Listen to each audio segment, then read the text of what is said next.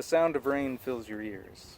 Rain dancing on the hard ground, rain drumming on the metal roof, rain thundering down on the forests of grass. The smell of rain fills your nose, your head, your lungs. The memory of flowers, fresh pools of water, and wet birds all rush in on your senses. You open your eyes and watch the barrage of tiny explosions as the army of droplets surrender to the Earth's eternal pull, then write their names in concentric circles, forever colliding, merging with dirt and blade in each other. From the shadows of the horizon, two figures rush forward, seeking refuge under your humble sail. It is the old man with the round face, this time with his grandson. The boy brushes water from his face, fishes a coin from his satchel, and holds it out for you. You bow, thank him, and begin. Many years pass after the would-be king discovered a different way of seeing the Bodhi flower. And all this time, though, his message did not spread far from the tree. It was like so many others, a tumultuous time. There were explorations and conquests, wars and killing, oppression and subjugation. In time, a powerful dynasty arose in the great triangle of land known then as Indus. At the head of the dynasty was a king named Chandragupta. In the vacuum left by Alexander the Great's unexpected death in Babylon, Chandragupta flourished. He amassed more territory than any other empire in the history of the land. It is not his story that is remembered, however, but that of his grandson, Ashoka. For a while, Ashoka did nothing remarkable. He simply followed in his father's and grandfather's footsteps. Ashoka was not the eldest of his brothers. One day, however, his father, Bindusara, sent Ashoka a message that the territory belonging to his elder brother, Shishima, was in trouble. An uprising had grown beyond his brother's control. When Ashoka arrived, he discovered that the unrest was a plot by several ministers in his brother's government to take over power. Ashoka seized the ministers and made public examples of them. Then, to restore faith in his father's rule, he hosted an enormous feast for the citizens. There were dancers and music and plays and roasted lambs and wine and song continuing for several days and nights. Consumed by accomplishing the task assigned to him, Ashoka failed to see the humiliation his brother would endure over his younger brother's handling of the crisis. Shishima knew the incident had cost him the family crown. On the eve of Ashoka's coronation, while he was being prepared for the ceremonies, Shishima gathered a small army of assassins and marched toward the family castle under the cover of night. Ashoka, unaware of his brother's plans, but anticipating his arrival for the coronation, had prepared a special place for him. He had fountains and flowers and beautiful maidens ready to greet him, along with a pre-coronation feast.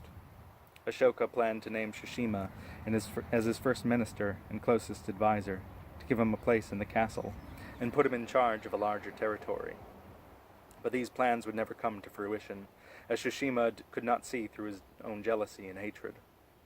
Word of Shishima's plans spread ahead of him. Upon his approach, 3 scouts loyal to Ashoka infiltrated the elder brother's small army and killed Shishima along with 2 of his generals. Ashoka was devastated by his brother's death and by the revelation of his intentions. The coronation was delayed for 2 weeks while he mourned.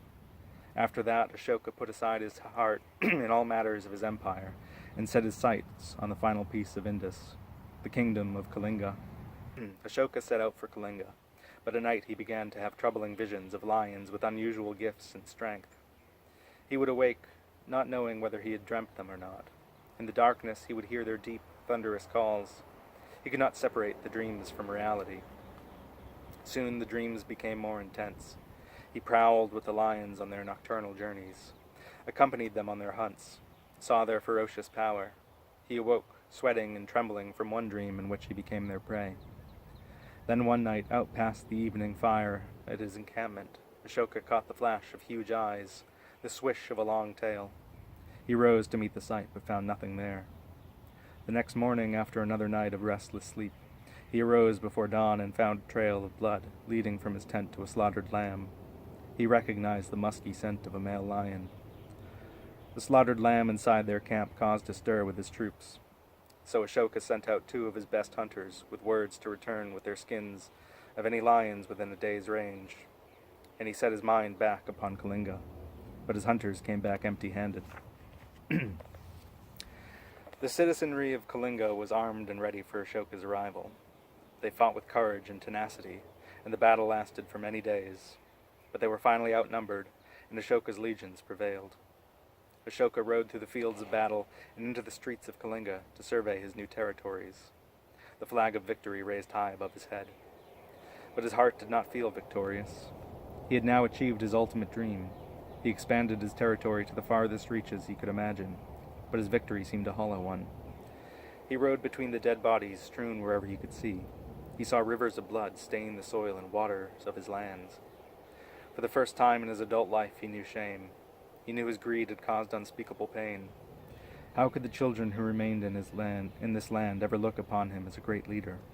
How could he be their protector? As the sun began to fall from the sky, Ashoka left his military escorts and rode toward the nearby foothills. He rode up to meet the setting sun and to ask the great warrior of the sky for an answer as to why so much blood had been shed for the sake of one man's vanity. As he crested a peak beyond the sight of the others, he was met by two other kings. Two male lions, the size of which he had never seen, stood before him.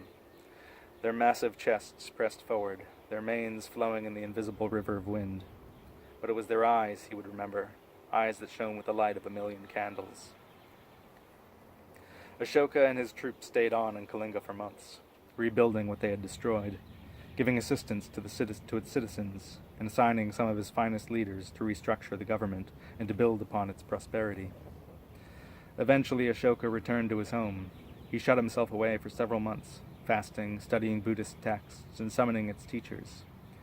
He put his advisors in charge of everything during this time. When he finally emerged, all spoke of his transformation. He was filled with light and beauty. He could bring a sense of calm to others simply by being in their presence. His first commission was the building of a great pillar inscribed with the teachings of Buddha from top to bottom, and at the very top there were carved figures of two mighty lions. Over the next several years, similar pillars went up everywhere in the Mariana Empire, each inscribed with these same poetic tenets. In this way, the word of peace was spread. Ashoka's essential message to his people was carved in stone throughout the land. The only true victory is the one of the heart. Ashoka changed his behavior in as many ways as he could. He vowed against violence of every kind. He even became a vegetarian.